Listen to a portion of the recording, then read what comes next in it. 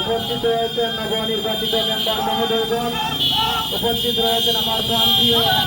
ছাত্রবৃন্দ। আল্লাহ পাক রব্বুল আলামিনের অলির শান দরবারে আমরা শুকরিয়া জানাই যে আল্লাহ রব্বুল আলামিন আমাদেরকে এই আজকে মুবারক একটি মসজিদে সংবর্ধনা আর সংগঠন করার ক্ষেত্রে আমি বলতে চাই যে মোহতারাম আহমদ হোসেন চৌধুরী সাহান সাহেব আমাদেরকে একটি বক্তব্য বলেছেন যে সংগঠন আপনি করবেন নাকি করবেন না সেটা আপনার ইচ্ছা, কিন্তু সংগঠনটা করা উচিত। কারণ সংগঠন করলে আপনি হয়তো এমন সংগঠন করতে পারতেন যে সংগঠনটা আপনার এই দুনিয়াবী জীবনের জন্য আপনার হয়তো কোনো ফায়দা এনে দিতে পারতো, কিন্তু আখিরাতের সাথে সেটা সমন্বয় ঘটাতে পারতো না। এক্ষেত্রে বাংলাদেশ আঞ্জুমানে তালিমে ইসলামী আপনার দুটি জীবনকে সমন্বয় ঘটিয়ে দুনিয়ার জীবনকে শান্তিতে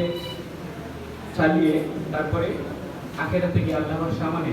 যে প্রশ্ন আসবে, যে জিজ্ঞাসা করা হবে, সেই জিজ্ঞাসার জবাবটা আপনি দিতে পারবেন বাংলাদেশ আঞ্জুমানে তালিমে ইসলামী করলে। আমি বক্তব্যের যে কি পয়েন্টগুলো আমি পয়েন্ট আউট করেছিলাম, সেই পয়েন্ট আউট করতে গিয়ে আমি যখনই সংগঠন লিখেছি